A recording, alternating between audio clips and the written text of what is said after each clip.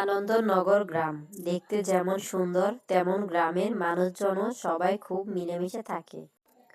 কিন্তু গ্রামের একটাই আতঙ্ক ছিল তাল গাছে থাকে শাকচুন্নি। তাল গাছ তলায় যে যেত সে আর জীবিত ফিরতো না। কিরে আশা, বিকেল শেষ হতে যাচ্ছে, অনেকক্ষণ তো খেলা করলাম। চল বাসায় চলে যাই, কালকে তাড়াতাড়ি খেলতে আসিস। ঠিক বলেছিস পাপ্পি, অনেক দেরি হয়ে গেছে। খেলতে খেলতে মা বাড়িতে গেলে বকা দিবে। মা আসার সময় বলে দিয়েছিল জলদি বাড়িতে ফিরতে। আর শুন, সকাল হওয়ার আগেই অন্ধকার থাকতে থাকতে তাল কুড়াতে যাব, মনে থাকে যেন। সবাই বলে ওই তাল গাছে শাকচুন্নি থাকে, তাই কেউ তাল গাছ তলায় যায় না। মা বাবা জানতে পারলে আর রক্ষা নেই আমার। তাই মা বাবা ঘুম থেকে ওঠার আগে তাল গাছ তলায় গিয়ে তাল নিয়ে আসবো। তুই তো যে আলসে, সকাল 7টার আগে ঘুম থেকে উঠিস না।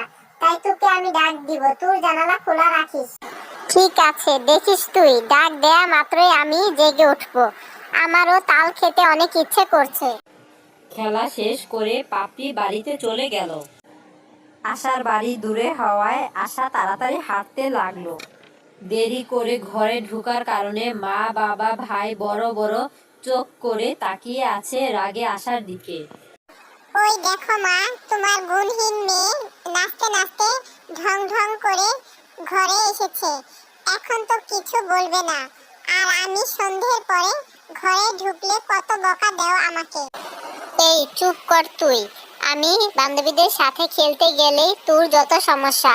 তোর তো কোনো খেলার বন্ধু নেই, তাই তোর হিংসা হয়, তাই না? শুনেছো তুমি মেয়ের কথা? নীল তো ঠিকই বলেছে তোকে। একে তো সন্ধ্যের পর ঘরে ঢুকেছিস, তারপরও বড় বড় কথা। তোকে কত বুঝিয়েছি আমাদের বাড়ির রাস্তায় খেলবি, কিন্তু না, তুই তো খেলতে যাস ওই ভুতুরে তালগাছের রাস্তায়। মা আশা বিকেলে খেলা শেষ করে ঘরে আসবে, তারপর পড়তে বসবে দুই ভাই বোন একসাথে।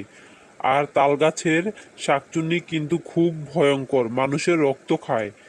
যেই ওই তালগাছের তাল আনতে গিয়েছে সে আর জীবিত ফিরেনি। তাল কিন্তু ওই গাছের ভুলেও যেন কুড়াতে যেও না, মনে থাকে যেন বাবার কথা। ঠিক আছে বাবা, আমি আর সন্ধে করে ঘরে ফিরবো না, আর ওই রাস্তায় খেলবো না। আমার লক্ষ্মী আশা মা যখন বলেছে ওই ভয়ঙ্কর রাস্তায় খেলতে যাবে না, আমার আর কোনো ভয় নেই। অনেক কথা হয়েছে, এসো সবাই খেতে বসি। খাওয়া দাওয়া করে পড়ালেখা শেষ করে আশা ঘুমিয়ে পড়ে। রাত 4টার দিকে পাপড়ি আশাকে জানালা দিয়ে ডাক দিল। আশার ঘুম ভেঙে গেল। তোকে কতগুলো ডাক দিয়েছি তার কোনো হিসাব নেই। তোর তো ঘুম ভাঙছিলই না। ইস, কত দেরি হয়ে গেল।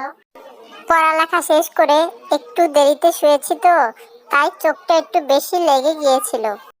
ঠিক আছে, আর সময় নষ্ট না করে সকাল হওয়ার আগেই চল তাল কুড়িয়ে নিয়ে আসি। মা বাবাকে বলেছি আর তাল গাছের রাস্তায় যাব না, এমনকি তাল গাছ তলায়ও না। তাই তাল কোথা থেকে এনেছি মা জিজ্ঞেস করলে বলবো মোরলের গাছের তাল এনেছি, তাহলে আর বকা দিবে না। আশা আর পাপড়ি খুশি মনে বাড়ি থেকে বের হলো। বাগানের রাস্তা দিয়ে জোরে জোরে তাড়াতাড়ি হাঁটছে। দুই বান্ধবী আজকে অনেক তাল কুড়িয়ে আনবে, তাই আনন্দের কোনো শেষ নেই।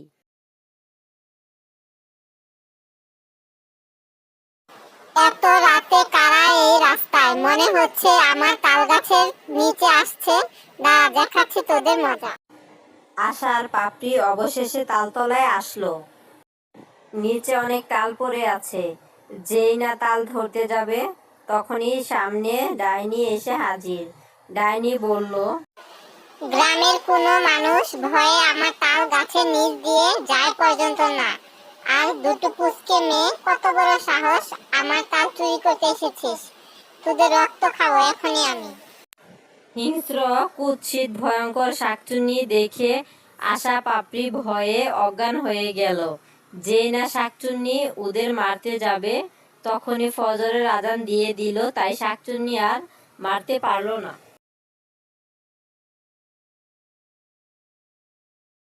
সকালবেলা গ্রামের লোকজন অজ্ঞান আশা পাপড়িকে বাড়িতে দিয়ে যায়।